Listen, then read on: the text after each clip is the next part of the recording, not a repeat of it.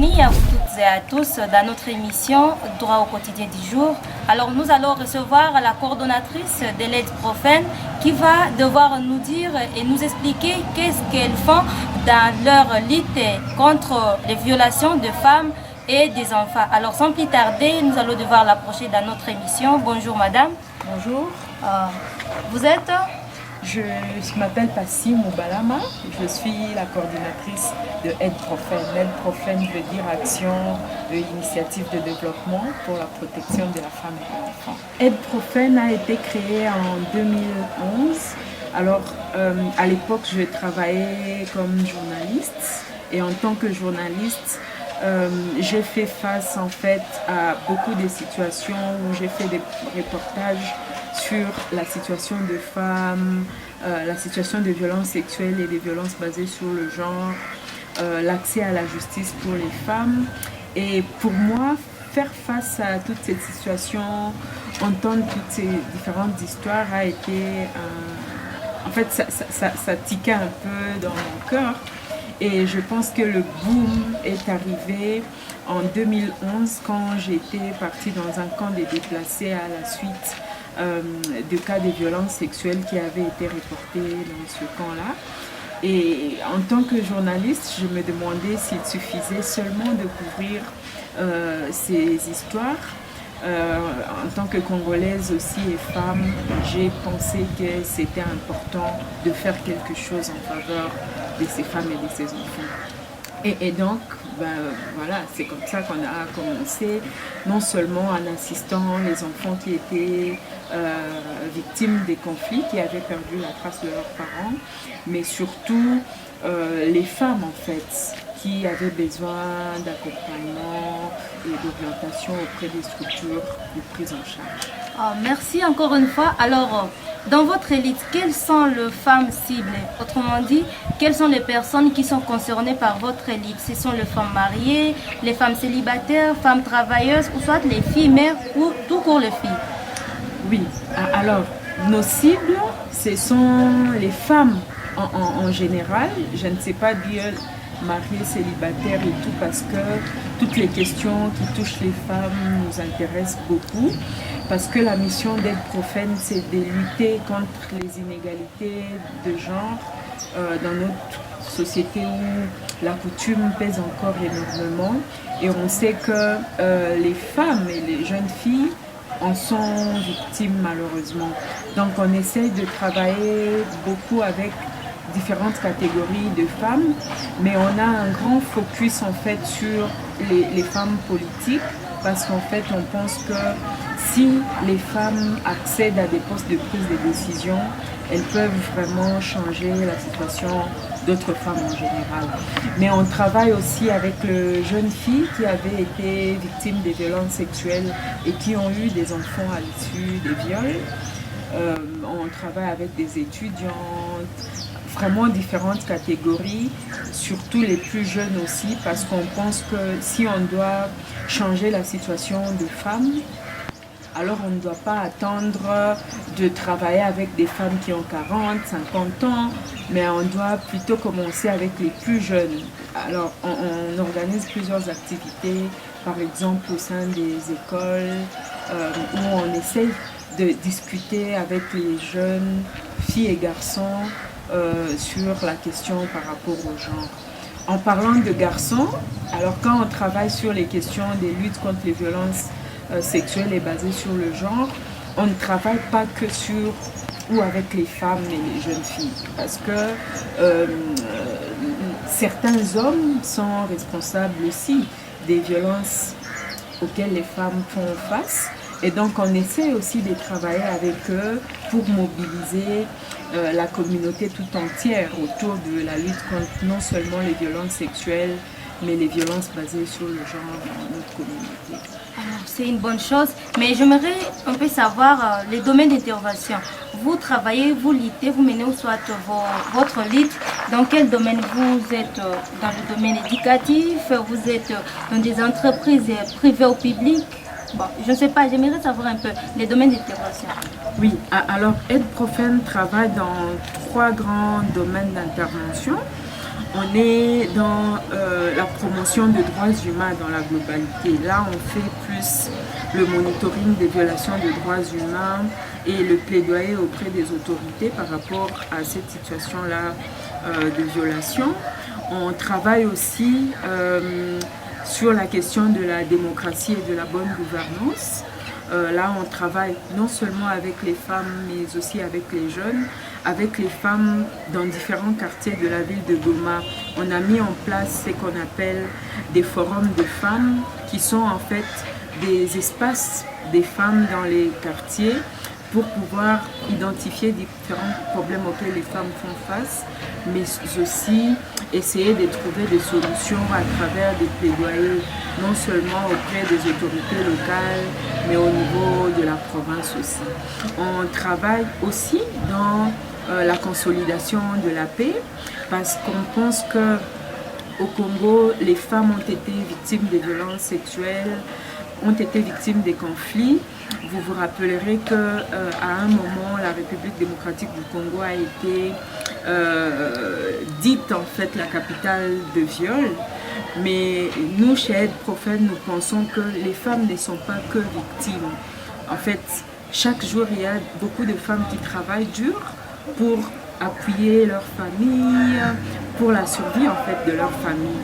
Nous pensons qu'elles sont aussi partie prenante et elles peuvent vraiment contribuer à la consolidation de la paix dans la région. Malheureusement, lors des différentes rencontres, non seulement régionales et internationales, où on doit retrouver des solutions sur les questions de la consolidation de la paix, on essaie d'écarter les femmes, mais nous, on se bat en fait pour que les femmes puissent être sur la table de prise de décision et contribuer à leur niveau aussi. Alors, j'ai une question. Je me demande, mais on ne peut que se battre pour ce droit, ou soit on ne peut lutter pour un droit que lorsqu'on les connaît. Mais qu'est-ce que vous faites pour que ces femmes-là qui sont dans différents milieux sachent que j'ai un droit, je dois subir ceci, je ne dois pas subir cela? Oui, alors pour mobiliser les femmes, on organise plusieurs activités. Notamment, on a ici ce qu'on appelle de café citoyen, non seulement avec les jeunes, mais avec les femmes aussi, où on donne aux femmes l'opportunité de discuter sur certaines questions liées à la politique, à la sécurité dans notre pays. On fait beaucoup de formations avec les femmes pour essayer de renforcer leurs capacités. Parce que comme vous l'avez dit, on ne peut mieux défendre ses droits que lorsqu'on le connaît. Donc par exemple, on a eu une formation il y a quelques jours. Et lors de cette formation, on était en train d'expliquer aux femmes le contenu de la constitution de notre pays. Alors ça, c'est un document très important. Et dans la lutte que nous faisons, on essaye de montrer aux femmes les différents instruments juridiques, tant nationaux qu'internationaux, qui prônent en fait les droits des femmes. Et donc, faire à ce que ces femmes aient accès à ces documents, le comprennent et s'en servir en fait finalement pour plaider par rapport à leurs droits. Oui, c'est une bonne chose aussi. Mais ces femmes ont pris conscience de leurs droits, mais elles vont rentrer dans leurs familles respectives. Alors, ne craignez-vous pas que ces femmes puissent, disons, se rebeller contre leur mari pour certaines, d'autres se rebeller dans leur famille, et que cela engendre des divorces, mais aussi des séparations familiales. Et qu'est-ce que vous faites pour que cela ne soit pas une conséquence de la formation que vous donnez à ces femmes? Oui, alors la formation qu'on donne, en fait, c'est pas pour rebeller les femmes.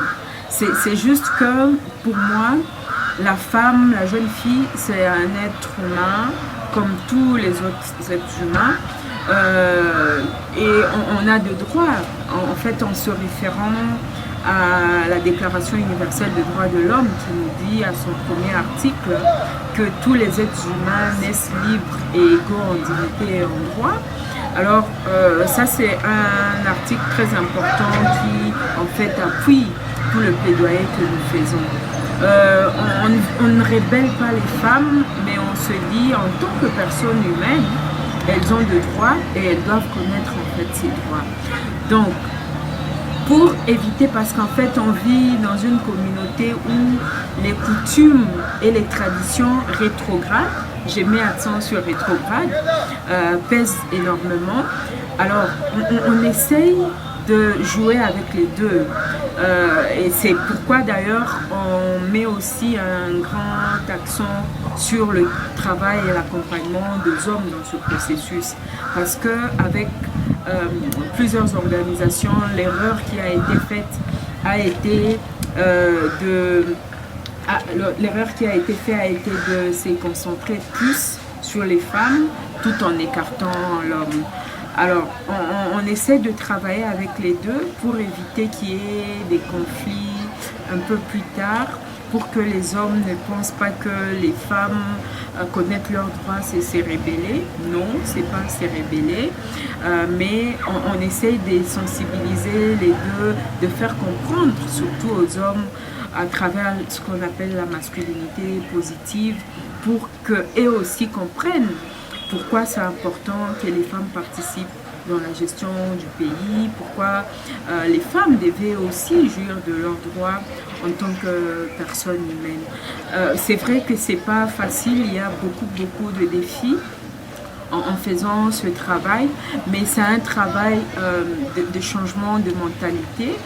Et oui, ça prend beaucoup de temps, mais en fait on se bat très fort pour essayer de travailler avec les deux et avancer ensemble. Parce qu'on a eu à un moment tendance qu'on avançait beaucoup plus avec les femmes seules, mais maintenant il y a une prise de conscience globale par rapport à l'importance de l'implication des hommes dans le processus. Alors, vraiment, c'est un grand travail qui vous reste. Je pense que ça n'a pas été facile jusque-là.